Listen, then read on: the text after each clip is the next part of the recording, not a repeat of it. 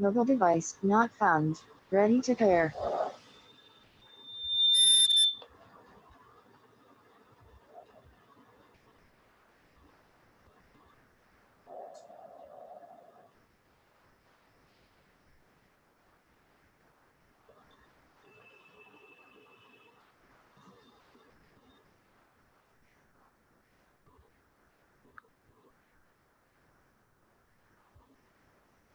Connected to Galaxy Note 10 Lite.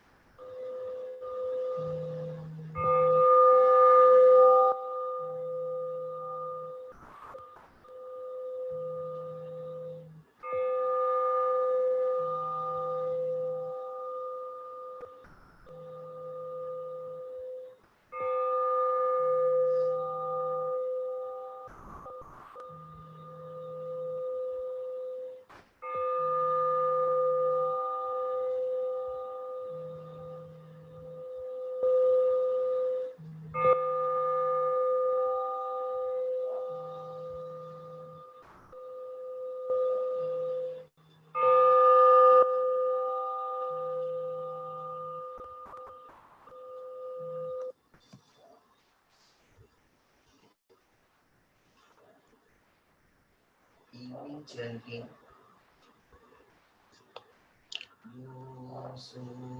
Bhagava Arahant Samma Sambuddho Sakato Ena Bhagavata Dhammo Supatipanno Yassa Bhagavato Savaka Sangho Tamayang Bhagavantam Tadammang Sasangang Ime Sakare Yatarahan Aropite Abhipu Jayama Tadhuno Bhante Bhagava Suchira Parinibhutopi Pachima Janata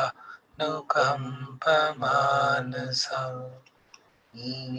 Sakari Dugata Panaka Bhute Patiganatu Brahmakam Digaratam Hitai Sukhaya Samma Sambuddho Bhagava Buddhang Bhagavantam Abhivadem Swakato Bhagavata Dhammo Dhammang Namassam Supatipanno Bhagavato Savaka Sangho Sanghang Namami Handiyam Buddhasta Bhagavato Ubbhavagnamakāram karumasi Namo tassa bhagavato arahato samma sambuddhassa Namo tassa bhagavato arahato samma sambuddhassa Namo tassa bhagavato arahato samma sambuddhassa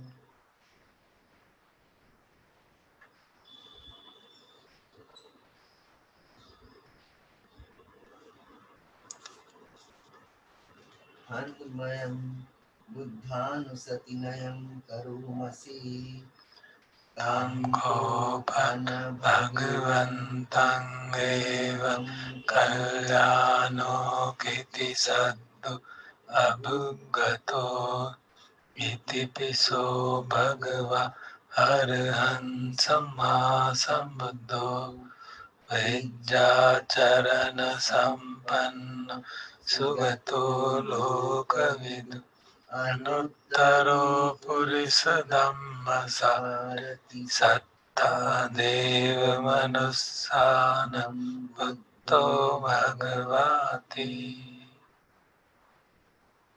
Handmayam buddha vigitim karomase buddhavara Antavartadi gunabhiyuto Siddha vijnana karuna isamagatato Bodesiyo sujanatam samalam basuro Vandamiham tamare tirasajinendam Buddhoyo sabbapaninam saranam khemam uttamang Patamanusatitthana Vandami tam sirenam buddhasasmida Daso abuddho sami kissaro Buddhasam niyademi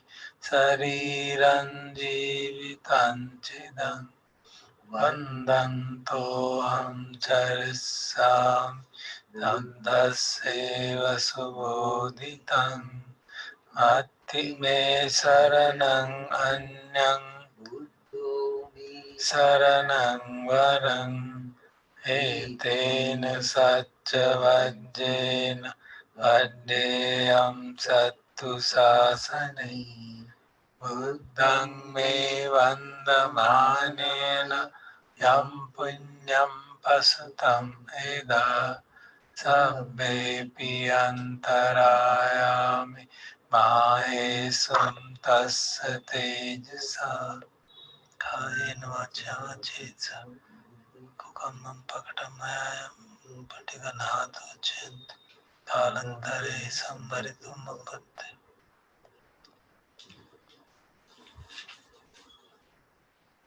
Handmayam dhammanusatinayam karomasi Vakhato bhagavata dhammo Sandetiko akaliko eipasiko panaiko pacchatang veditabbo vinyāyiti. Handmayam dhamma vigitim karomasi Vakhatati guna yoga vasi nasiyo Yomaggapaka pariyatti vimoka bhedo Sinno kuloka patana tadadari dari Vandamiham varadhammamitam Dhammo yo sabbapaninam saranam khemam uttamam Dutyanusatitthana vandami tam sirena Dhammasasmiyasova Dhammo me sami kissaro Dhammasam niyademi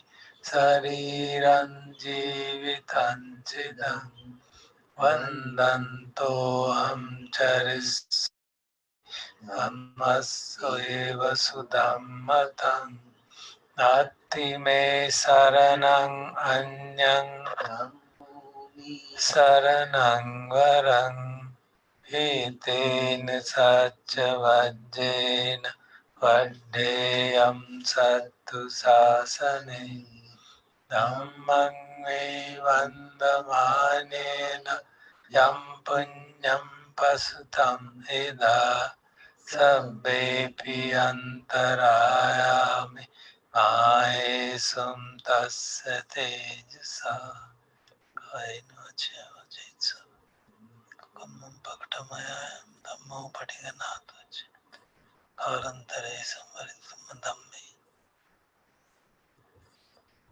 Handmayam Sanghan Satinayam Karumasi Supatipanno Bhagavato Tavak Sangho Ujupatipanno bhagavato savak sangho Nyayapatipanno bhagavato savak sangho Samichi patipanno bhagavato Vak Sangho Yadidam chattari Yadidam chattari purisa yuga atta purisa puggala Isa bhagavato savaka sangho ahuneyo pahuneyo dakhineyo anjali karaniyo anuttarang punyaketang lokasati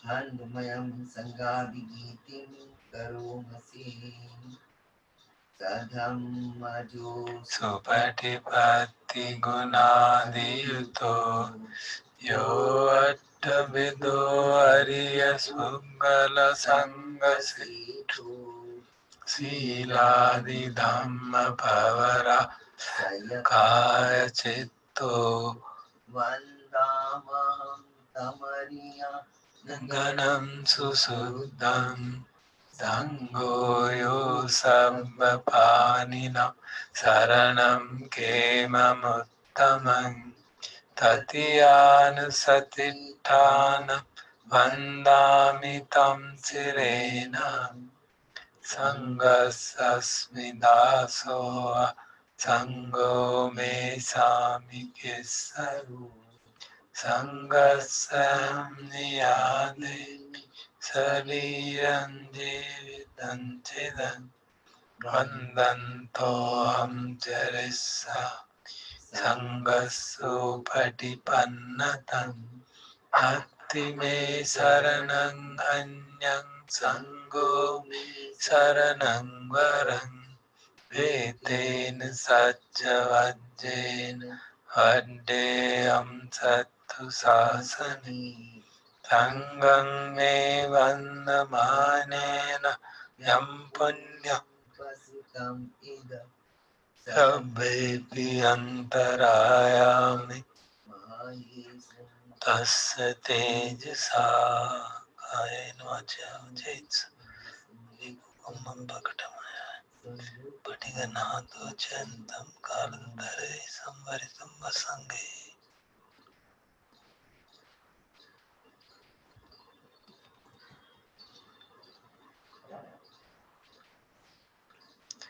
अब रतन सुत्ता सुनेंगे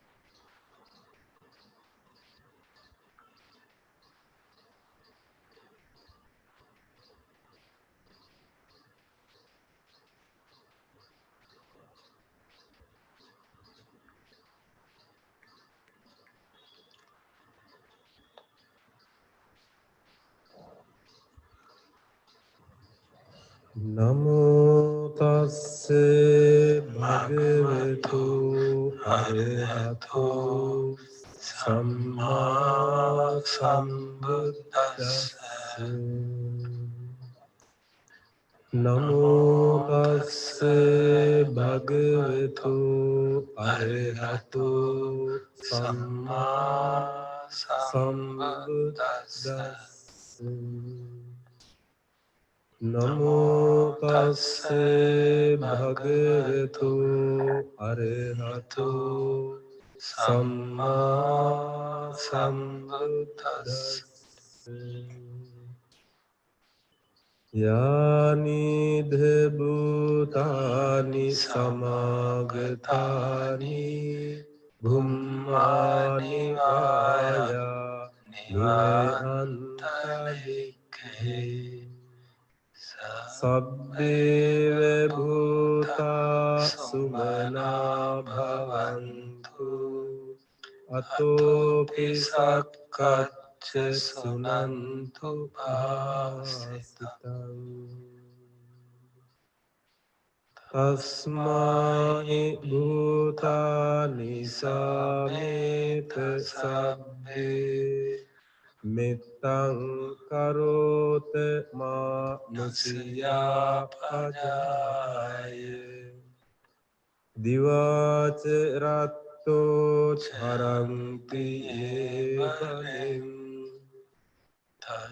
tasmahi nirathate appamatta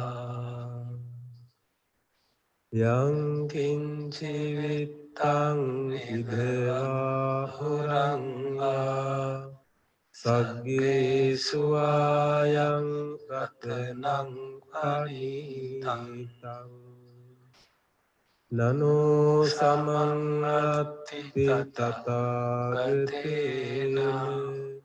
idampi buddhe ratanang panitang etena saccena suwatti hotu khayang viragang ametang panitang yadajja gasakya muni samahito natena dhammena samatti kinci idampi dhamme ratanang panitang etena saccena suwatti hotu yang buddha settho parivannai sucing samadhimanan taikanya mahu samadhina tene samuna vijjati idampi dhamme ratanang panitang etena saccena suwatti hotu ye puggalattha satampa satta cattari etani yugani honti te dakkhineya sugatassa savaka etesu dinnani mahappalani idampi sanghe ratanang panitang etena saccena suwatti hotu ye suppayutta manasa dalene nikkamino gotama sasanam te pattipatta amatang vigaya ladda mudhani buddhim bunjama idampi sanghe ratanang panitang etene saccene suwatti hotu yatinda kilo pataving sitosiya Chatubhivatehi asampakampiyo Tatupamang sappurisang vadami Yo ariya saccani avecca passahi Idampi sanghe ratanang panitang etene saccene suwatti hotu ye ariya saccani vibhavayanti gambhira panyene sudesitani Kincapite honti busappa matta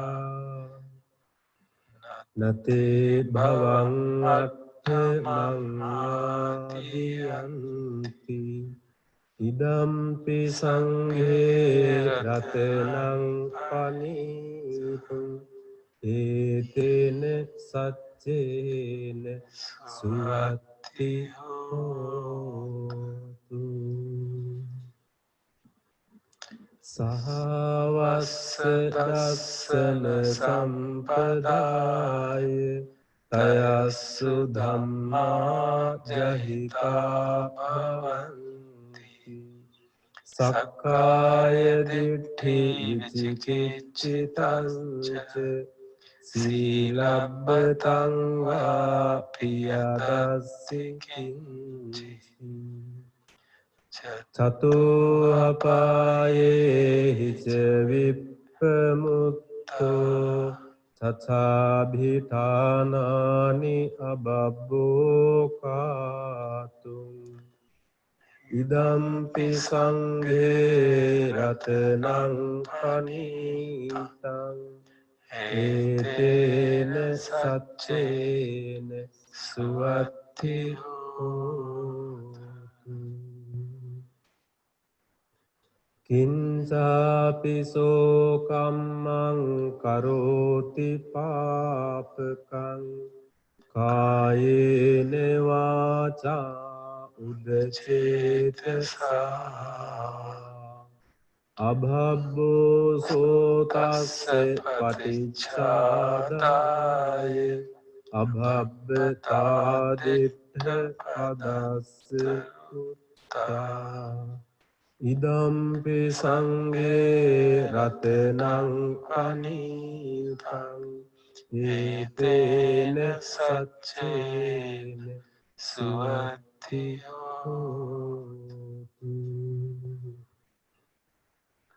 Vanappa gumbe yata pussitagge gimhāne māse patamasmin gimhe Tatupamang dhamma varang adesai nibbāna gāming paramang hitāya Idampi buddhe ratanang panitang etene saccene suwatti hotu Varoranyo aredo varaharo anuttaro dhamma varang adesai idampi buddhe ratanang panitang etene saccene suwatti hotu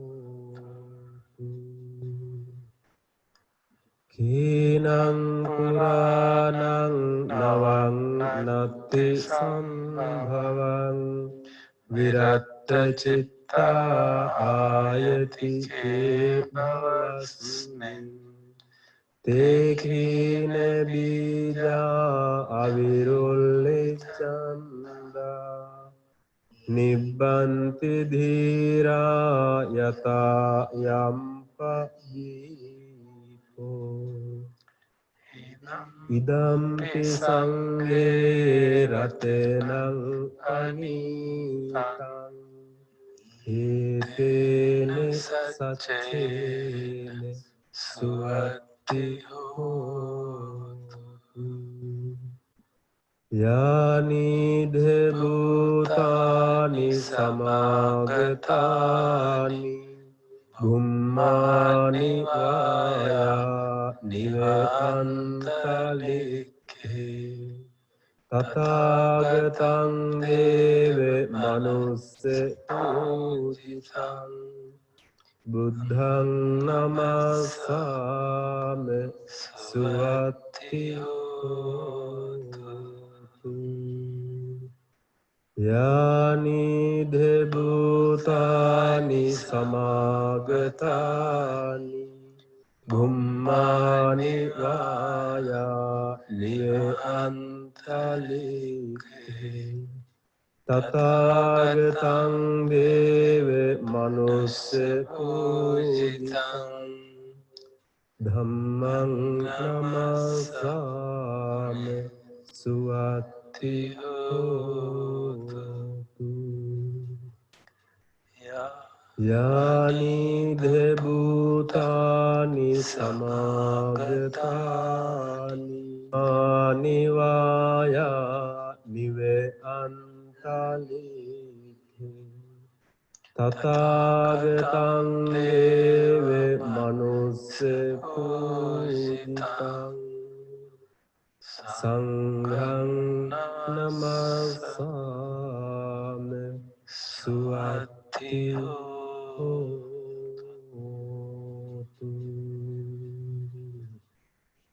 Etene sacce vajjene dukkha upasamintute Etene sacce vajjene bhaya upasamintute Etene sacce vajjene Roga upasamintute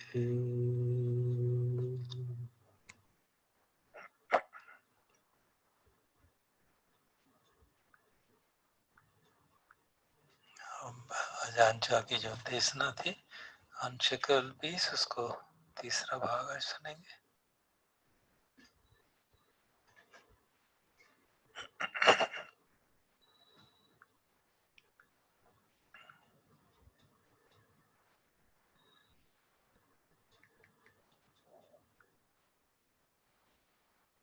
So, I've told you a few brief.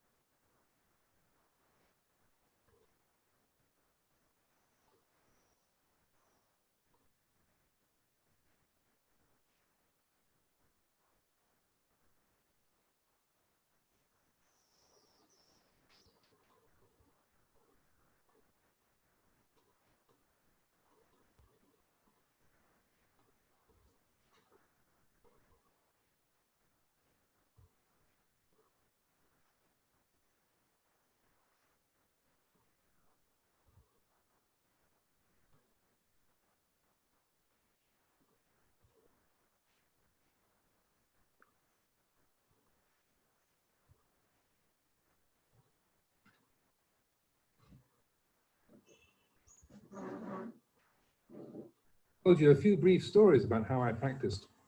I didn't have a lot of knowledge. I didn't study much. What I did study was this heart and mind of mine. And I learned in a natural way through experimentation, trial and error. When I liked something, then I examined what was going on and where it would lead. Inevitably, it would drag me to some distant suffering. My practice was to observe myself. As understanding and insight deepened, gradually I came to know myself. Practice with unflinching dedication. If you want to practice Dhamma, then please try not to think too much. If you're meditating and you find yourself trying to force specific results, then it's better to stop. When your mind settles down to become peaceful, and then you think, that's it, isn't it? Is this it? And then stop. Take all your analytical and theoretical knowledge, wrap it up, and store it away in a chest.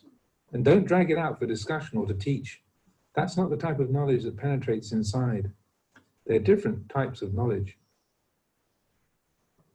When the reality of something is seen, it's not the same as the written descriptions. For example, let's say we write down the word sensual desire. And sensual desire actually overwhelms the heart. It's impossible that the written word can convey the same meaning as the reality. It's the same with anger. We can write the letters on a blackboard, but when we're actually angry, the experience is not the same. We can't read those letters fast enough, and the heart is engulfed by rage. This is an extremely important point. The theoretical teachings are accurate, but it's essential to bring them into our hearts. It must be internalized. If the Dhamma isn't brought into the heart, it's not truly known. It's not actually seen. I was no different. I didn't study extensively, but I did do enough to pass some of the exams on Buddhist theory. One day I had the opportunity to listen to a Dhamma talk from a meditation master. As I listened, some disrespectful thoughts came up. I didn't know how to listen to a real Dhamma talk. I couldn't figure out what this wandering meditation monk was talking about. He was teaching as though it was coming from his own direct experience, as if he was after the truth. As time went on and I gained some first-hand experience in the practice, I saw for myself the truth of what that monk had taught. I understood how to understand. Insight then followed in its wake. Dhamma was taking root in my own heart and mind. It was a long, long time before I realized that everything that wandering monk had taught had come from what he'd seen for himself. The Dhamma he taught came directly from his own experience, not from a book. He spoke according to his understanding and insight. When I walked the path myself, I came across every detail he'd described and had to admit he was right. So I continued on. Try to take every opportunity you can to put effort into Dhamma practice. Whether it's peaceful or not, don't worry about it at this point. The highest priority is to set the wheels of practice in motion and create the causes for future liberation. If you've done the work, there's no need to worry about the results. Don't be anxious that you won't gain results. Anxiety is not peaceful. If, however, you don't do the work, how can you expect results? How can you ever hope to see? The one who searches discovers. The one who eats is full. Everything around us lies to us. Recognizing this even 10 times is still pretty good. But the same old coot keeps telling us the same old lies and stories.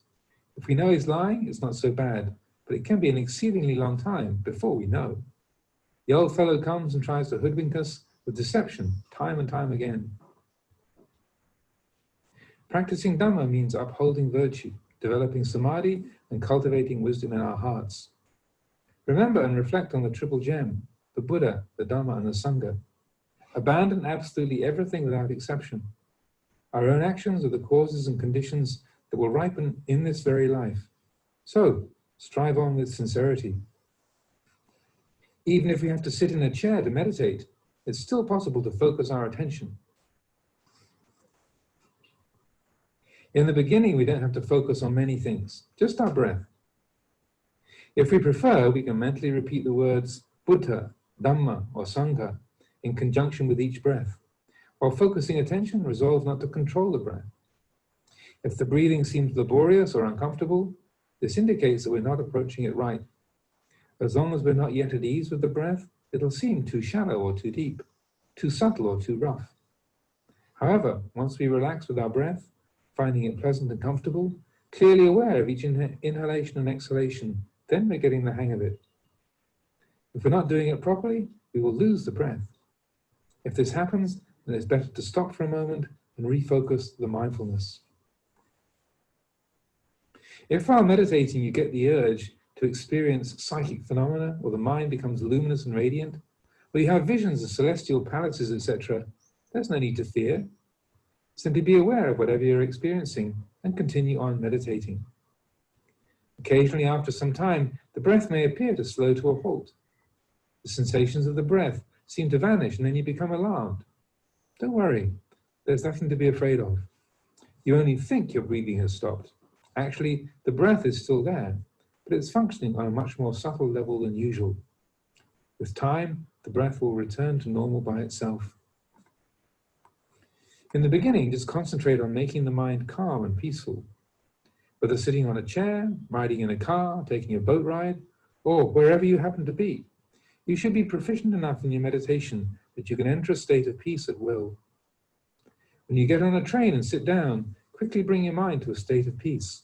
Wherever you are, you can always sit. This level of proficiency indicates that you're becoming familiar with the path. You then investigate. Utilize the power of this peaceful mind to investigate what you experience. At times, it's what you see.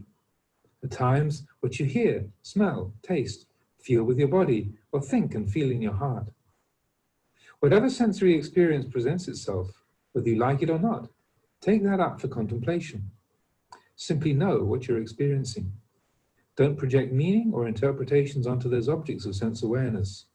If it's good, just know that it's good. If it's bad, just know that it's bad. This is conventional reality. Good or evil, it's all impermanent, unsatisfying and not self. It's all undependable. None of it is worthy of being grasped or clung to. If you can maintain this practice of peace and inquiry, wisdom will automatically be generated. Everything sensed and experienced then falls into these three pits of impermanence, unsatisfactoriness, and not self. This is vipassana meditation. The mind is already peaceful, and whenever impure states of mind surface, throw them away into one of these three rubbish pits. This is the essence of vipassana, discarding everything into impermanence, unsatisfactoriness, and not self. Good, bad, horrible, or whatever, toss it down. In a short time, understanding and insight, feeble insight that is, will blossom forth in the midst of the three universal characteristics. At this beginning stage, the wisdom is still weak and feeble, but try to maintain this practice with consistency. It's difficult to put into words, but it's like if somebody wanted to get to know me, they'd have to come and live here. Eventually, with daily contact, we will get to know each other. Respect the tradition. It's high time we started to meditate. Meditate to understand, to abandon, to relinquish, and to be at peace. I used to be a wandering monk. I traveled by foot to visit teachers and seek solitude. I didn't go around giving Dhamma talks. I went to listen to the Dhamma talks of the great Buddhist masters of the time. I didn't go to teach them. I listened to whatever advice they had to offer. Even when young or junior monks tried to tell me what the Dhamma was, I listened patiently. However, I rarely got into discussions about the Dhamma. I couldn't see the point in getting involved in lengthy discussions. Whatever teachings I accepted, I took on board straight away, correctly, where they pointed to renunciation and letting go. What I did for renunciation and letting go. We don't have to become experts in the scriptures. We're getting older with every day that passes, and every day we pounce on a mirage, missing the real thing. Practicing the Dhamma is something quite different from studying it. I don't criticize any of the wide variety of meditation styles and techniques. As long as we understand their true purpose and meaning, they're not wrong. However, calling ourselves Buddhist meditators, but not strictly following the monastic code of discipline, will, in my opinion, never meet with success. Why? Because we try to bypass a vital section of the path. Skipping over virtue, samadhi or wisdom won't work. Some people may tell you not to get attached to the serenity of samatha meditation. Don't bother with samatha, advance straight to the wisdom and insight practices of vipassana. As I see it, if we attempt to detour straight to vipassana, we'll find it impossible to successfully complete the journey. Don't forsake the style of practice and meditation techniques of the eminent forest masters, such as the Venerable Ajahns Sao, Man, Tongrat, and Upali. The path they taught is utterly reliable and true, if we do it the way they did. If we follow in their footsteps, we'll gain true insight into ourselves. Ajahn Sao cared for his virtue impeccably. He didn't say we should bypass it. If these great masters of the forest tradition recommended practicing meditation and monastic etiquette in a particular way, then, out of deep respect for them, we should follow what they taught. If they said to do it, then do it. If they said to stop because it's wrong, then stop. We do it out of faith. We do it with unwavering sincerity and determination. We do it until we see the Dhamma in our own hearts, until we are the Dhamma. This is what the forest masters taught. Their disciples consequently developed profound respect, awe and affection for them, because it was through following their path that they saw what their teachers saw. Give it a try. Do it just like I say. If you actually do it, you'll see the Dhamma. Be the Dhamma. If you actually undertake the search, what would stop you? The defilements of the mind will be vanquished if you approach them with the right strategy. Be someone who renounces, one who is frugal with words, who is content with little, and who abandons all views and opinions stemming from self-importance and conceit. You will then be able to listen patiently to anyone, even if what they're saying is wrong. You'll also be able to listen patiently to people when they're right. Examine yourself in this way. I assure you it's possible, if you try. Scholars, however, rarely come and put the Dhamma into practice. There are some, but they're few. It's a shame. The fact that you've made it this far and have come to visit is already worthy of praise. It shows inner strength. Some monasteries only encourage studying. The monks study and study on and on with no end in sight, and they never cut that which needs to be cut. They only study the word peace. But if you can stop still, you'll discover something of real value. This is how you do research. This research is truly valuable and completely immobile. It goes straight to what you've been reading about. If scholars don't practice meditation, however, their knowledge has little understanding. Once they put the teachings into practice, those things which they studied about then become vivid and clear. So, start practicing. Develop this type of understanding. Give living in the forest a try. Come and stay in one of these tiny huts. Try out this training for a while, and testing it for yourself would be Trying out this training for a while and testing it out for yourself would be of far greater value than just reading books. Then you can have discussions with yourself. While observing the mind, it's as if it lets go and rests in its natural state. When it ripples and wavers from this still, natural state in the form of thoughts and concepts, the conditioning process of sankhara gets in motion. Be very careful and keep a watchful eye on this process of conditioning. Once it moves and is dislodged from this natural state, Dhamma practice is no longer on the right track. It steps off into either self-indulgence or self-torment, right there. That's what gives rise to this web of mental conditioning. If the state of mind is a good one, this creates positive conditioning. If it's bad, the conditioning is negative. These originate in your own mind. I'm telling you, it's great fun to observe closely how the mind works. I could happily talk about this one subject for the whole day. When you get to know the ways of the mind, you'll see how this process functions and how it's kept going through being brainwashed by the mind's impurities. I see the mind as merely a single point. Psychological states are guests who come to visit this spot. Sometimes this person comes to call. Sometimes that person pays a visit. They come to the visitor center. Train the mind to watch and know them all with eyes of alert awareness. This is how you care for your heart and mind. Whenever a visitor approaches, you wave them away. If you allow them to enter, where are they going to sit down? There's only one seat, and you're sitting on it.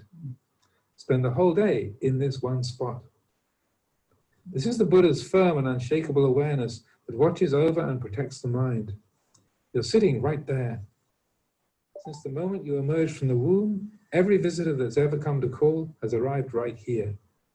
No matter how often they come, they always come to this same spot, right here. Knowing them all, the Buddha's awareness sits alone, firm and unshakable. Those visitors journey here seeking to exert influence, to condition and sway your mind in various ways. When they succeed in getting the mind entangled in their issues, psychological states arise. Whatever the issue is, wherever it seems to be leading, just forget it. It doesn't matter. Simply know who the guests are as they arrive. Once they've dropped by, they will find out there's only one chair, and as long as you're occupying it, they'll have nowhere to sit down.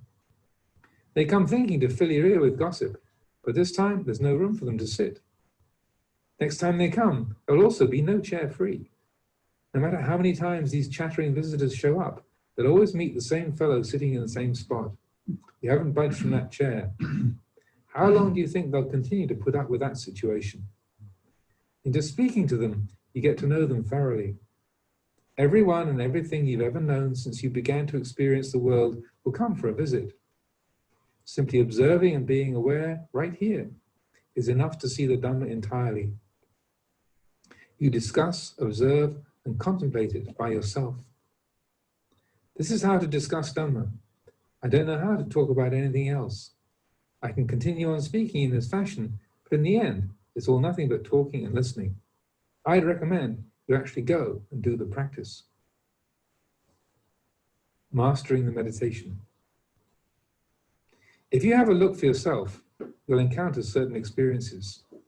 There's a path to guide you and offer directions. As you carry on, the situation changes and you have to adjust your approach to remedy the problems that come up. It can be a long time before you see a clear signpost. If you're going to walk the same path as I did, the journey definitely has to take place in your own heart. If not, you'll encounter numerous obstacles. It's just like hearing a sound. The hearing is one thing, the sound another. And if we're consciously aware of both without compounding the event, we rely on nature to provide the raw material for the investigation and the search for truth. Eventually the mind dissects and separates phenomena on its own. Simply put, the mind doesn't get involved. When the ears pick up a sound, observe what happens in the heart and mind. Do they get bound up, entangled and carried away by it? Do they get irritated? At least know this much. When a sound then registers, it won't disturb the mind. Being here, we take up those things close at hand, rather than those far away. Even if we'd like to flee from the sound, there's no escape. The only escape possible is through training the mind to be unwavering in the face of sound. Set sound down. The sounds we let go of, we can still hear. We hear, but we let sound go, because we've already set it down. It's not that we have to forcefully separate the hearing and the sound. It separates automatically due to abandoning and letting go. Even if we then wanted to cling to a sound, the mind wouldn't cling. Because once we understand the true nature of sights, sounds, smells, tastes, and all the rest, then the heart sees with clear insight. Everything sensed without exception falls within the domain of the universal characteristics of impermanence, unsatisfactoriness, and not self. Whenever we hear a sound, it's understood in terms of these universal characteristics. Whenever there's a sense contact with the ear, we hear, but it's as if we didn't hear. This doesn't mean that the mind no longer functions. Mindfulness and the mind intertwine and merge to monitor each other at all times without a lapse. When the mind is trained to this level, no matter what path we choose, no matter what path we then choose to walk, we will be doing research. We will be cultivating the analysis of phenomena, one of the essential factors of enlightenment, and this analysis will keep rolling on with its own momentum. Discuss Dhamma with yourself. Unravel and release feeling, memory, perception, thinking, intentions, and consciousness. Nothing will be able to touch them as they continue to perform their functions on their own. For people who have mastered their minds, this process of reflection and investigation flows along automatically. It's no longer necessary to direct it intentionally. Whatever sphere the mind inclines towards, the contemplation is immediately adept. If Dhamma practice reaches this level, there's another interesting side benefit. While asleep, snoring, talking in our sleep, gnashing our teeth and tossing and turning, that will all stop. Even if we've been resting in sleep, even if we've been resting in deep sleep, when we wake up, we won't be drowsy. We'll feel energized and alert, as if we've been awake the whole time. I used to snore, but once the mind remained awake at all times, snoring stopped. How can you snore when you're awake? It's only the body that stops and sleeps. The mind is wide awake day and night, around the clock. This is the pure and heightened awareness of the Buddha, the one who knows, the awakened one, the joyous one, the brilliantly radiant one. This clear awareness never sleeps. Its energy is self-sustaining, and it never gets dull or sleepy. At this stage, we can go without rest for 2 or 3 days. When the body begins to show signs of exhaustion, we sit down to meditate and immediately enter deep samadhi for 5 or 10 minutes. When we come out of that state, we feel fresh and invigorated, as if we've had a full night's sleep. If we're beyond concern for the body, sleep is of minimal importance. We take appropriate measures to care for the body, but we aren't anxious about its physical condition. Let it follow its natural laws. We don't have to tell the body what to do. It tells itself. It's as if someone is prodding us, urging us to strive on in our efforts. Even if we feel lazy, there's a voice inside that constantly rouses our diligence. Stagnation at this point is impossible, because effort and progress have gathered an unstoppable momentum. Please check this out for yourself. You've been studying and learning a long time. Now it's time to study and learn about yourself. In the beginning stages of Dhamma practice, physical seclusion is of vital importance. When you live alone in isolation, you'll recall the words of Venerable Sariputta. Physical seclusion is the cause and condition for the arising of mental seclusion. States of profound samadhi, free from external sense contact. This seclusion of the mind is in turn a cause and condition for seclusion from mental defilements, enlightenment. And yet some people still say that seclusion is not important. If your heart is peaceful, it doesn't matter where you are. It's true, but in the beginning stages, we should remember that physical seclusion in a suitable environment comes first. Today or sometime soon, seek out a lonely cremation ground in a remote forest, far from any habitation. Experiment with living all alone, or seek out a fear-inspiring mountain peak. Go off and live alone, okay? You'll have lots of fun all night long. Only then will you know for yourself. Even I once thought that physical seclusion wasn't particularly important. That's what I thought. But once I actually got out there and I did it, I reflected on what the Buddha taught.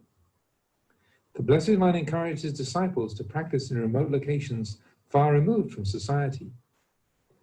In the beginning, this builds a foundation for internal seclusion of the mind, which then supports the unshakable seclusion from defilements.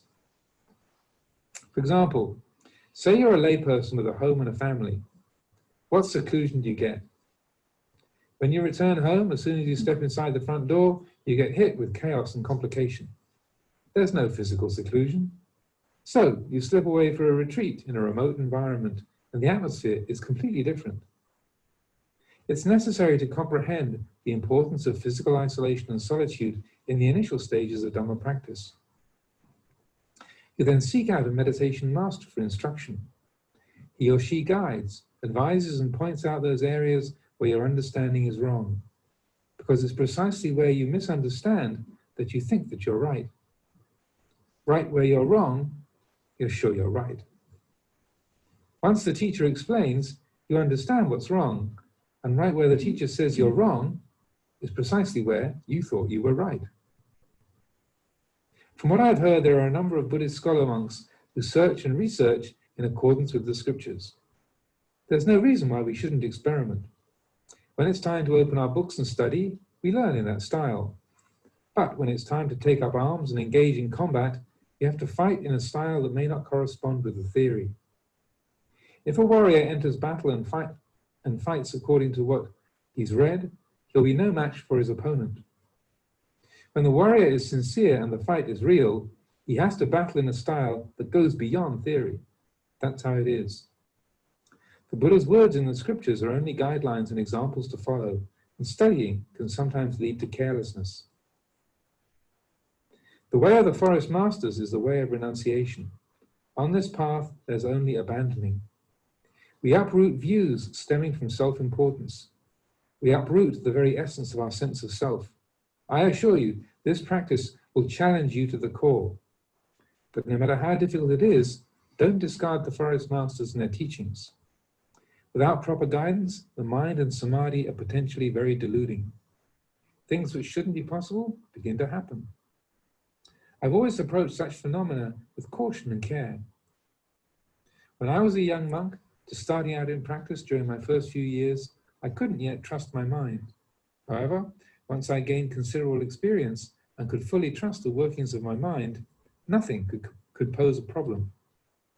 Even if unusual phenomena manifested, I just leave it at that. If we are clued in to how these things work, they cease by themselves. It's all fuel for wisdom. As time goes on, we find ourselves completely at ease. In meditation, things which usually aren't wrong can be wrong. For example, we sit down cross-legged with determination and resolve. All right, no pussyfooting around this time. I'll concentrate the mind. Just watch me. No way will that approach work. Every time I tried that, my meditation got nowhere. But we love the bravado. From what I've observed, meditation will develop at its own rate. Many evenings as I sat down to meditate, I thought to myself, all right, tonight I won't budge from this spot until at least 1 a.m. Even with this thought, I was already making some bad karma, because it wasn't long before the pain in my body attacked from all sides, overwhelming me until it felt as though I was going to die. However, those occasions when the meditation went well were times when I didn't place any kind of limits on the sitting. I didn't set a goal of 7, 8, or 9 o'clock, or whatever, but simply kept sitting, steadily carrying on, letting go with equanimity. Don't force the meditation. Don't attempt to interpret what's happening. Don't coerce your heart with unrealistic demands that it enter a state of samadhi, or else you'll find it even more agitated and unpredictable than normal. Just allow the heart and mind to relax. Be comfortable in it.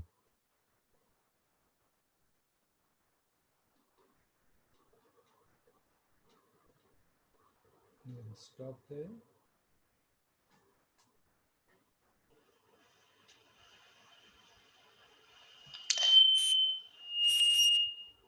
We'll stop here and listen to this remaining portion tomorrow. तो ये Hindi translation में भी समझ लगेगा काफी.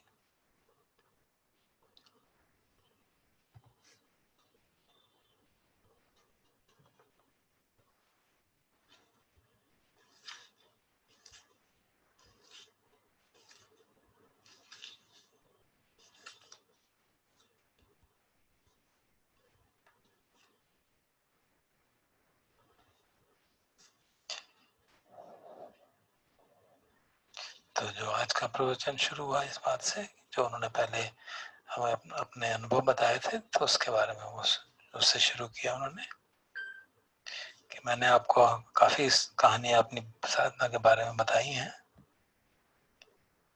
मैं साधना करने से पहले उस समय मैंने ज़्यादा स्टडी नहीं की थी, और जो भी स्टडी किया था वो मेरे मन में था. मैं एक्सपेरिमेंट करके नेचुरल तरीके से सीखा था, ट्रायल एंड एरर से.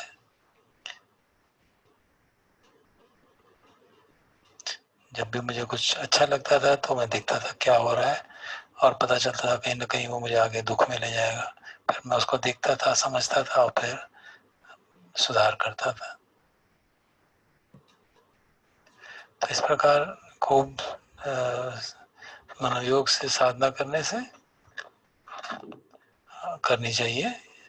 अगर आप धम्म को प्रैक्टिस करना चाहते हैं तो ज़्यादा सोचने की ज़रूरत नहीं है, और कोई पहले निर्धारित गोल्स को अटेंड करने की ज़रूरत नहीं है।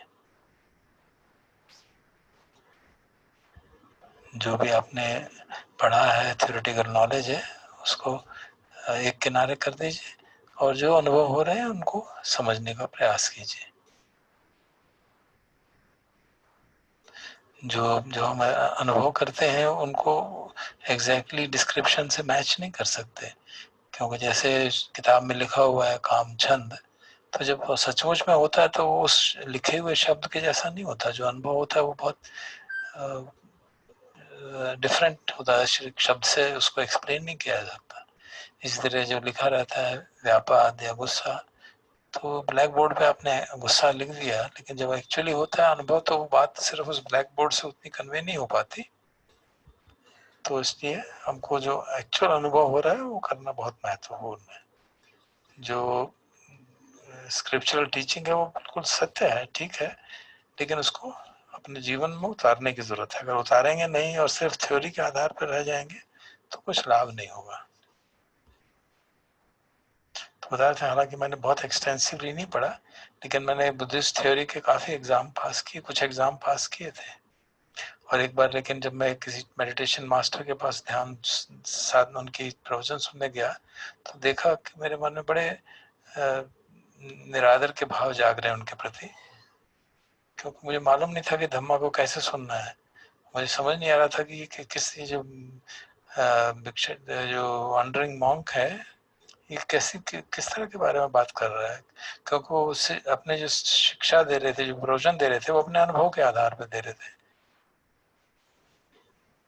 और जैसे जैसे समय बीता मुझे भी अपने अनुभव हुए तो मुझे तब समझ में आया कि हाँ, जो भिक्षु कह रहे थे वो बात सच्ची थी। फिर मोटिवेट कर रहे थे जान कि भाई जो भी आपको मौका मिले साधना करो, उसको जो भी धम्मा है उसको प्रैक्टिस में लाओ, और बहुत शीघ्र उसके परिणाम मिल जाए, उसके बारे में एंग्शियस मत रहो, उसके बारे में ज़्यादा चिंता मत करो। जब मेहनत करोगे तो नतीजे आएंगे। कब आएंगे, इस भाव को लेके तृष्णा न जगाइए। और धम्म का अभ्यास करने का मतलब है कि शील समाधि प्रज्ञा तीनों का अभ्यास करना है। चाहे हमको बैठ के ध्यान करना है, चाहे चेयर में ध्यान करना है, हर स्थिति में हम अपना ध्यान अटेंशन फोकस कर सकते हैं। शुरू में जैसे फिर वही सारी साधना के बाद रिपीट कर रहे हैं कि आप सांस पे ध्यान कर सकते हैं, बुद्धो धम्मो संगो, कोई भी शब्द लेके उसके साथ जोड़ सकते हैं। और लेकिन धीरे धीरे सांस शांत हो जाना चाहिए और मन जो है शांत हो जाना चाहिए। अगर ऐसा नहीं हो रहा है तो आप इवेल्युएट करिए, कहीं ना कहीं कुछ गलती हो रही है।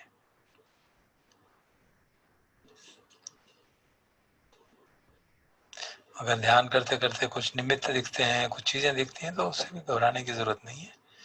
जो हो रहा है उसको मालूम जानकारी बनाए रखिए। मन हो सकता है सांस रुक भी जाए तो भी घबराने की बात नहीं है।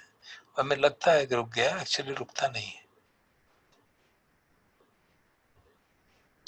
तो शुरू में तो मन को शांत करने के ऊपर ध्यान देना चाहिए, ताकि कहीं भी हम किसी भी परिस्थिति में हो तो हमारी इतनी क्षमता आ जाए कि हम अपने मन को शांत कर सकें। जब इतनी क्षमता आ जाएगी तो इसका मतलब है कि हम आगे इन्वेस्टिगेट कर सकते हैं, क्योंकि उस हद तक शांति होनी चाहिए कि किसी भी परिस्थिति में जब मन हिल जाए तो उसको हम शीघ्रता से शांत कर सकें। और जब आप साधना कर रहे हैं तो क्या होगा, इंद्रियों पे कोई ना कोई इम्पैक्ट होगा, और उसको हम जानना है, कैसा अनुभव हो रहा है उसको जानना है, और उसके बारे में प्रपंच नहीं चलाना है, जो हो रहा है उसको जानना है, प्रिय है अप्रिय है, क्योंकि ये सब कन्वेंशनल रियलिटी है और अनित्य है। ना ये हमको हमेशा सेटिस्फाई कर सकती है, ना ये मैं हूँ, ना ये मेरी है।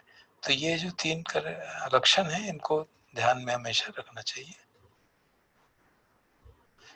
और अगर आप इस तरह से इंक्वायरी करेंगे, चित्त शांत रहेगा, तो प्रज्ञा अपने आप जागती रहेगी, बढ़ती रहेगी। ये सचमुच में विपश्यना साधना है। मन जो है वास्तव में हमेशा शांत रहता है, और जो इम्प्योरिटीज हैं वो बाहर से आती रहती हैं। हम उनको अपने पकड़ के न रखें, उनको देख लें, ये अनित्य है, दुख है, अनात्म है, और उनको दूर कर दें। ये विपश्यना साधना का सार है। तो जैसे उदाहरण दे रहे थे कि 3 टोकरियां हैं, उनमें डाल दीजिए किसी में भी। शुरू में तो प्रज्ञा हल्की होगी, बट धीरे धीरे अभ्यास करेंगे तो इस तरह से समझ में शुरू में हो सकता है दिक्कत हो, कि अनित्य है कि नहीं है, क्या है, लेकिन धीरे धीरे अभ्यास करते करते जब आप प्रतिदिन उनके संपर्क में आते रहेंगे दिन, तो मालूम पड़ने लगेगा। तो कि जो हमारा ट्रेडिशन है उसको रिस्पेक्ट करने के बारे में बात थी। बता रहे कि जब मैं एक टुडोंग मॉन्क था, वॉन्डरिंग करता था, तो मैं टीचर्स के पास जाता था और एकांत में बैठना चाहता था। मैं चलते फिरते टॉक्स नहीं देता था, मैं टॉक सुनने जाता था। जो उस समय के बड़े बड़े क्रूबा आजान थे, बड़े बुद्धिस्ट मास्टर्स थे, मैं उनके पास धर्म सीखने जाता था। बड़े शांति से उनकी बात सुनता था, कभी कोई चर्चा नहीं करता था उनके साथ। जो भी वो कह रहे हैं उसको समझने का प्रयास करता था।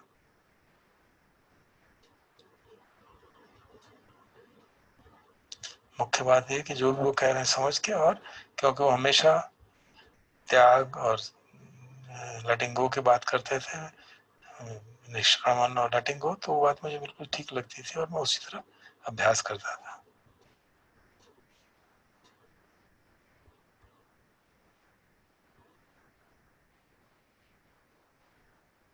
तो जितनी विपश्यना साधना है, टेक्निक्स है, मैं उनको क्रिटिसाइज नहीं करता, लेकिन जब तक आपका ट्रू पर्पस उसका समझ नहीं आएगा तो सब ठीक है। अगर वो उसके हिसाब से कर रहे हैं तो सब ठीक है, कैसे भी कर लें। लेकिन अगर हम आप कहें कि हम तो मेडिटेटर हैं लेकिन हम विनय नहीं फॉलो करेंगे, तो फिर बहुत गड़बड़ है। वो मुझे बिल्कुल लगता है कि उस वैसा करने से कभी भी सक्सेस नहीं मिलेगी। और इसी तरह लोग कहते हैं कि समझ चित्त को शांत करने की जरूरत नहीं है, सीधा विपश्यना कर दो, तो वो भी ठीक नहीं है। मुझे लगता है कि वो उस शॉर्टकट नहीं चलेगा। और जो हमें मेडिटेशन एमिनेंट फॉरेस्ट मास्टर्स ने सिखाया, जैसे अजान साओ, अजान मुन, अजान तुंगरट, अजान उपाली, तो उनकी बातों को हमको महत्व देना चाहिए।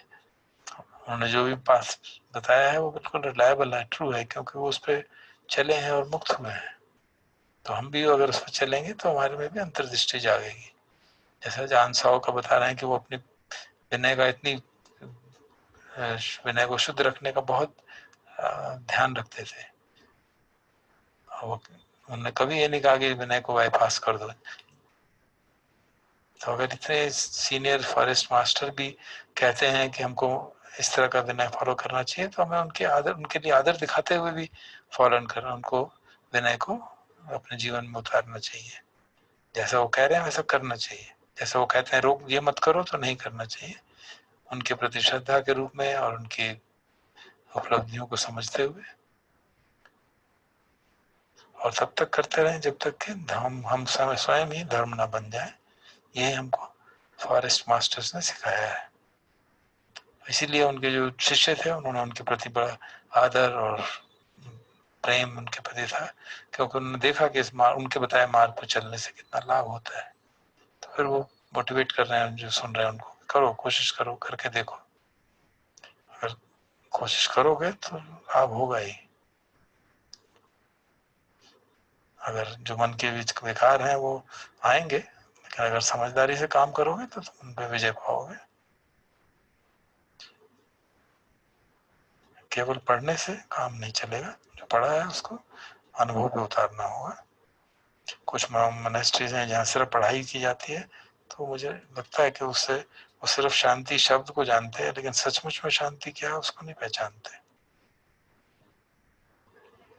लेकिन अगर स्कॉलर्स सचमुच में साधना करने लगे तो बहुत उनको लाभ होगा।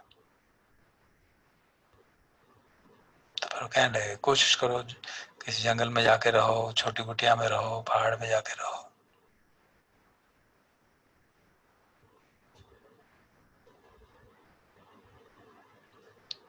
बताने लगे कि अपने मन को बहुत बारीकी से देखना बड़ा एक फन सा होता है।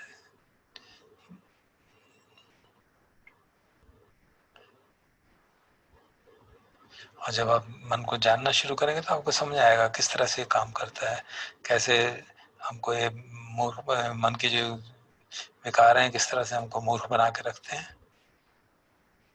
तो हम फिर समझने लगते हैं कि जो विकार है, चित्त जो है बेसिकली शुद्ध है, और मन के विकार जो है गेस्ट की तरह हैं जो आते रहते हैं और हमारे घर में बैठना चाहते हैं।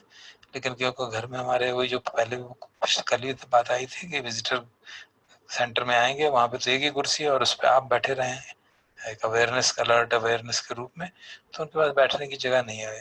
तो वो कितनी देर बैठेंगे, आपसे बातचीत करेंगे और फिर चले जाएंगे। तो आप उनको you can wave them away, उनको बाय बाय कर सकते हैं। क्योंकि एक बार अगर आपने जगह उनको दे दी बैठने की तो फिर आपके लिए जगह नहीं रहेगी, फिर मुश्किल हो जाएगी। तो इसलिए आपको उसी स्थान पे, अवेकन्ड अवेयरनेस के स्थान पे सारा दिन बैठना चाहिए। तो ये भगवान की शिक्षा उनको समझा रहे हैं इस तरह से कि किस तरह से जो अनशेकेबल अवेयरनेस है वो प्रतिक्षण मन को देखती रहती है और उसकी रक्षा करती है। बस यही बात है कि हम उस परिस्थिति से, उस स्थिति से ना उठें, हमेशा अवेयरनेस बनी रहे। हम विजिटर्स आए उनके साथ घूमने ना निकल जाए।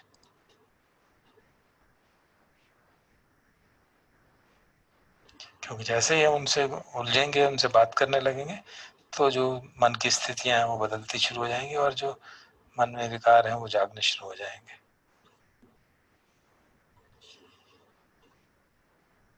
तो इसलिए जैसे जैसे कोई मन में विकार आता है उसको जान लो क्या आया है और उसके लिए कोई स्थान मत दो, मतलब उससे उलझो मत, और अपने आप कुछ देर रुकेगा, देखेगा कोई बैठने की जगह नहीं है तो चला जाएगा, फिर आएगा अगले दिन, फिर आएगा, बार बार बार बार।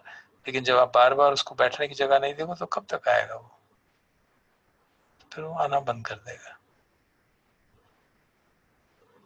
और उस जब ध्यान करोगे इस तरह से तो अभी तक तुमने जीवन भर में जो कुछ किया वो सब चीजें सामने आ जाएंगी। अगर हर चीज को देखते रहो और समझते रहो, तो इस तरह से धर्म का मैं सीखा है और यही मैं धर्म सिखा सकता हूँ।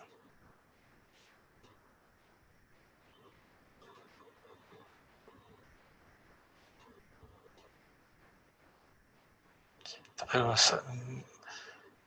मास्टरिंग द मेडिटेशन का सेक्शन था। जब साधना करते हैं तो कई तरह के अनुभव आते हैं, सिचुएशन बदलती है, तो आपको अपनी परिस्थिति के हिसाब से अपनी अप्रोच और उसकी परेशानी का, प्रॉब्लम्स का सलूशन निकालना होता है।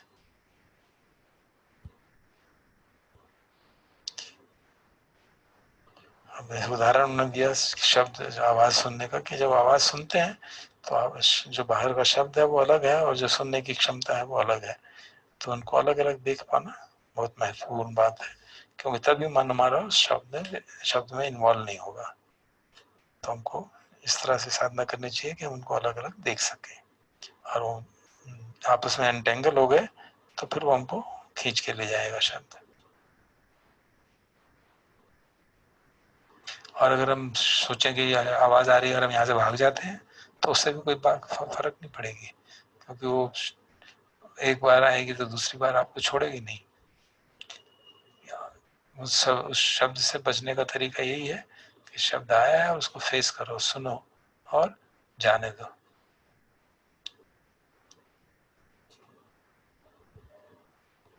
ये ऐसा नहीं कि जबरदस्ती करना है, जब चित्त शांत होगा तो धीरे धीरे अभ्यास से आपको अपने आप मालूम पड़ जाएगा। और ऐसी स्थिति आती है कि अगर आप शब्द उस आवाज को क्लिंग भी करना चाहते हैं तो मन को क्लिंग नहीं करेगा, क्योंकि उसकी आदत हो गई है वैसा बिहेव करने की, उसको समझ में आ गई है बात। तो इसी तरह से शब्द की हर एक इंद्रिय के जो विषय हैं वो हर एक के बारे में इसी तरह का एटीट्यूड हो जाता है। तो हर एक के बारे में हम स्पष्ट जानने लगते हैं कि अनित्य है, दुख है, अनात्मा है। तो किसी भी इंद्रिय पे कोई भी स्पर्श होता है तो उसको उस तरह से समझते हैं, तो फिर वो हमारे को हावी नहीं होता। और इस तरह से जो धम्म विचय करने से, जो कि हमारा एक बोधि का अंग है, हमारा मन जो मोमेंटम है उसका बढ़ता रहता है। तो कहते हैं अगर धर्म चर्चा करनी है अपने आप से धर्म चर्चा करो, अपने अनुभव के आधार पर धर्म चर्चा करो, क्या हो रहा है, जो वेदना है, जो संज्ञा है, जो विचार आ रहे हैं, जो हमारे इंटेंशंस हैं, जो हमारी चेतना है, जो सब कर्म जाग रहे हैं, जो ज्ञान है, उन सबको समझो, उनको अपने आप उनको किस तरह से वो आपस में गठबंध हो रहे हैं और किस तरह से उनको अलग अलग किया जा सकता है वो करके देखो। जब इस तरह से करोगे तो तुम्हें कोई कहीं बंद नहीं सकते, फिर तुम कोई संयोजन नहीं बनेगा।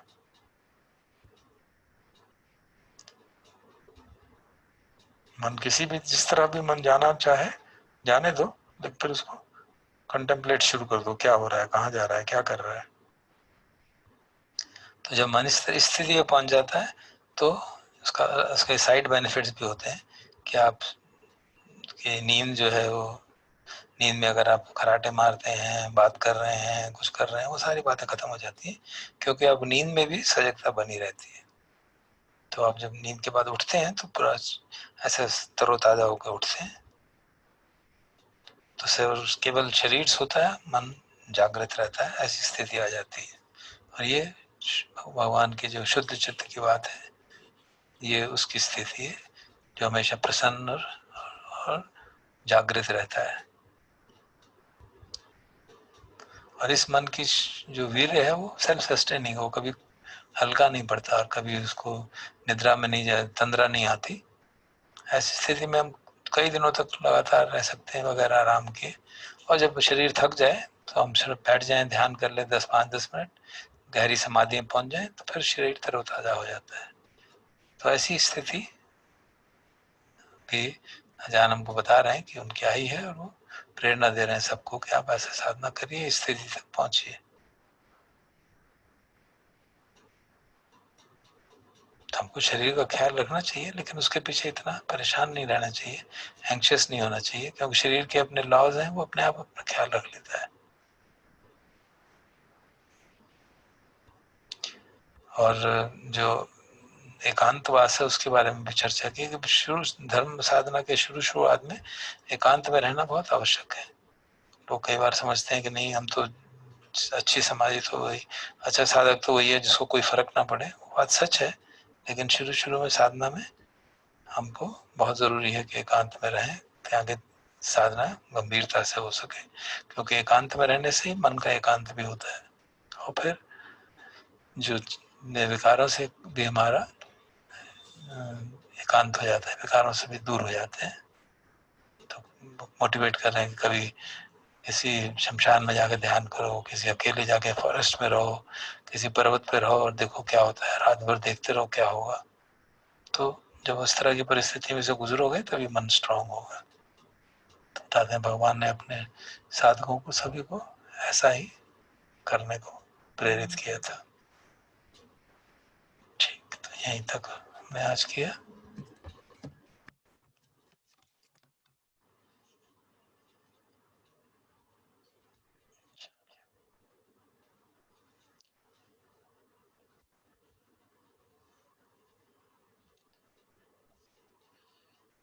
हम ब्रह्म विहारों का अभ्यास करेंगे मेत्ता चांट के आधार पर, जो हमने बीच बीच में करते हैं पूरी मेत्ता चांट, जिसमें अधिक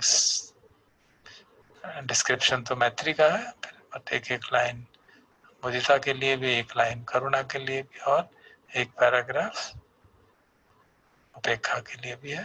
तो अब हम क्योंकि सब उससे परिचित हैं तो ज़्यादा विवरण की जरूरत नहीं है, हम चैंट करते जाएंगे और धीरे धीरे उस चैंटिंग के शब्दों के अनुसार, उसकी गाइडेंस के अनुसार हर ब्रह्म विहार का अभ्यास कर लेंगे।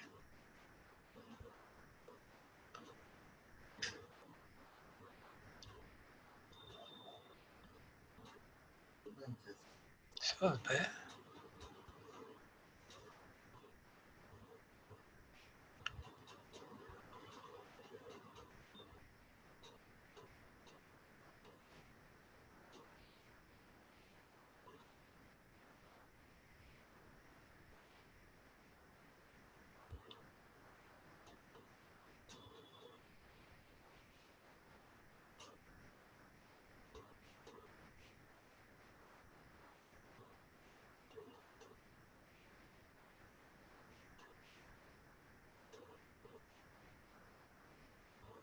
सबसे पहले मैत्री का अभ्यास अपने प्रति, प्रियजनों के प्रति, देवताओं के प्रति और फिर सभी प्राणियों के प्रति, जैसे हम करते आ रहे हैं।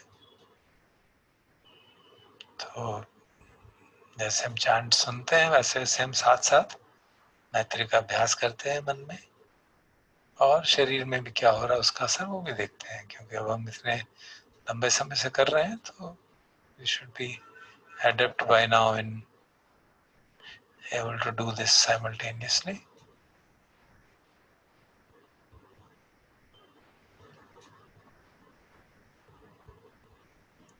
तो जैसे जैसे शब्द आ रहे हैं वैसे वैसे हम एक्चुअली अभ्यास कर रहे हैं। तो पहले अपने प्रति अहंगवेरोमि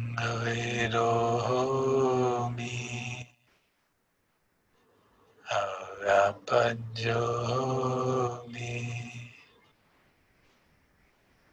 अनिगोमि सुखी अत्तानं परिहरामि।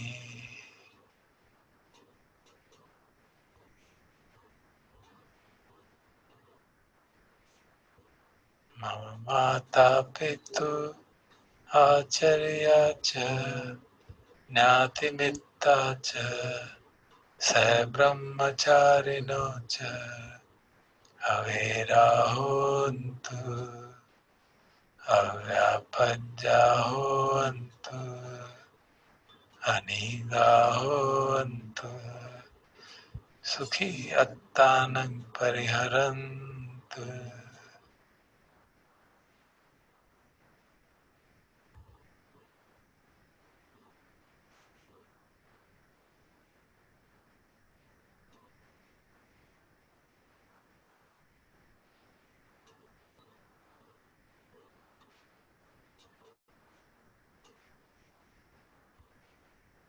आरक्षा देवता भूमट्ठा देवता रुक्खट्ठा देवता आकाशट्ठा देवता अवेराहोन्तु अव्यापज्याहोन्तु अनिगाहोन्तु सुखी अत्तानं परिहरन्तु।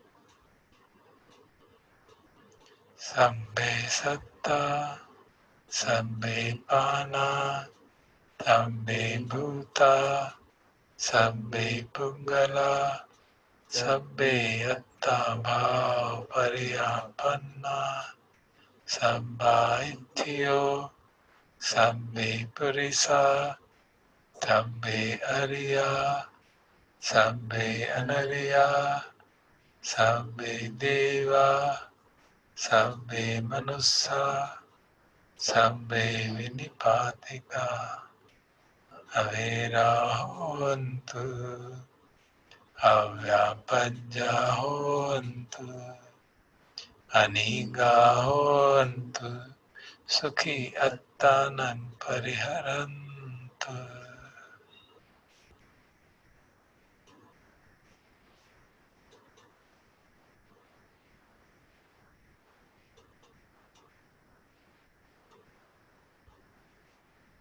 अब एक लाइन रुणा ब्रह्म विहार के लिए, दुःखामुच्यन्तु।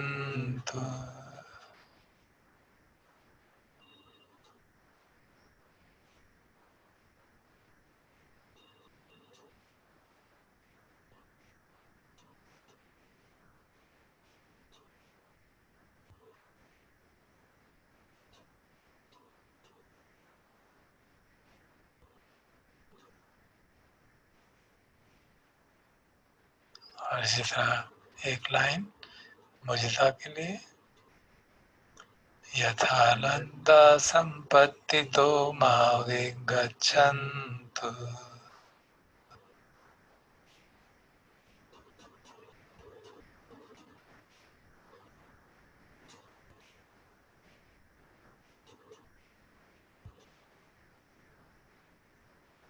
लब्धा मतलब प्राप्त किया हुआ, संपत्ति तो संपत्ति, सुख संपत्ति, माँ नहीं विगच्छन्तु, उनसे विग्रह हो, उनसे दूर हो।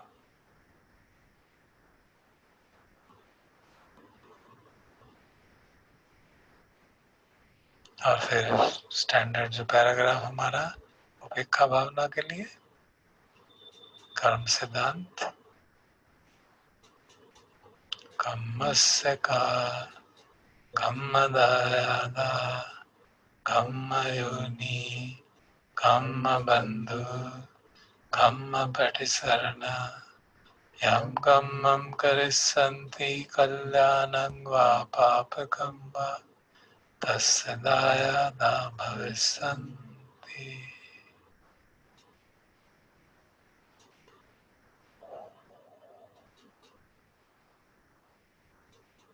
अब यही सब चीजें पूरा सेट रिपीट करते हैं हर दिशा के ऊपर। जैसे उसमें हम 10 दिशाएं की बात करते हैं, तो इसमें भी 10 दिशाओं की 10 दिशाओं के प्रति संकल्प करके फिर वही सारी चीज रिपीट करते हैं।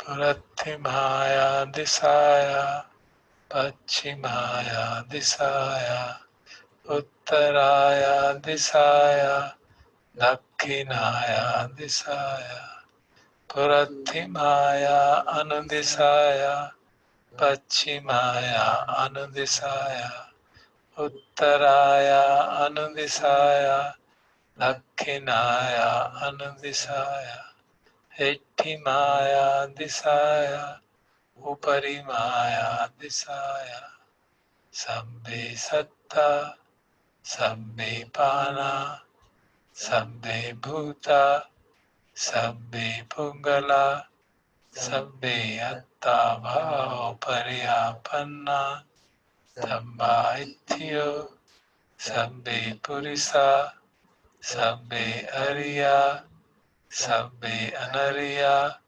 सब्बे देवा सब्बे मनुष्या सब्बे विनिपातिका अवेरा होन्तु अव्यापज्जा होन्तु अनीगा होन्तु सुखी अत्तानं परिहरन्तु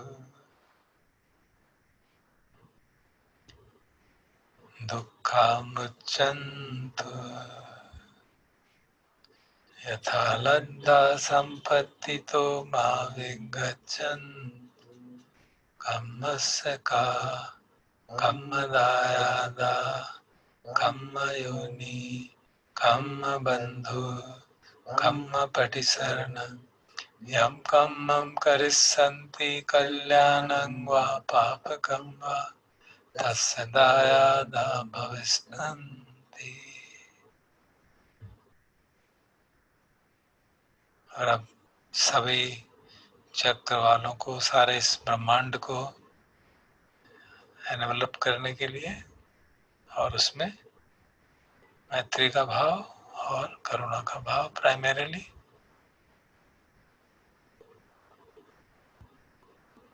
उद्धम याव भवंगा च अधो याव अविच्युतो समन्ता चक्रवालेषु ये सत्ता पृथ्वी चरा अव्यापज्जा निवेरा च निर्दुःखा च अनुपद्रवा उद्धम्य भवग्गा च अधो याव अविच्युतो समन्ता चक्रवालेषु ये सत्ता पृथ्वीचरा अव्यापज्जा निवेरा च निर्दुःखा च अनुपद्रवा उत्तम याव भवग्गा च अधो याव अविच्युतो समन्ता चक्रवालेषु ये सत्ता आकाशे चरा अव्यापज्जा निवेरा च निर्दुःखा च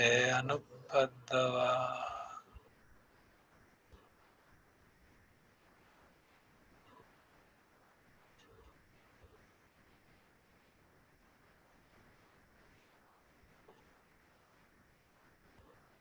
Sabbe satta sukhi hontu Sabbe hontu chakemino Sabbe bhadrani passantu Ma kinchi papamagama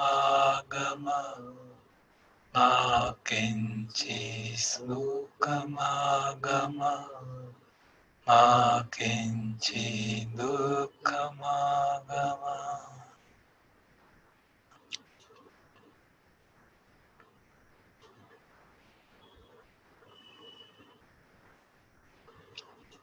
Bhavatu sabba mangalang Rakkantu sabba devata Sabba buddhanubhavena Sada sotti bhavantu te Bhavatu sabba mangalang Rakkantu sabba devata Sabba dhammanubhavena Sada sotti bhavantu te Bhavatu sabba mangalang Rakkantu sabba devata Sabba sanghanubhavena Sada sotti bhavantu te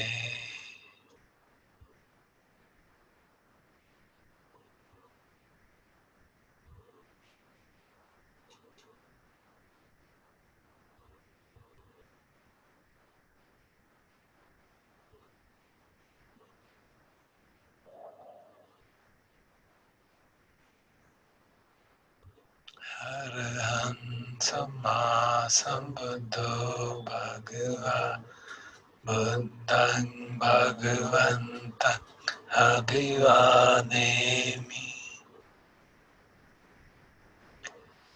Sakato Bhagavata Dhammo Dhammang Namassami Supatipanno Bhagavato Savak Sangho Sangham Namami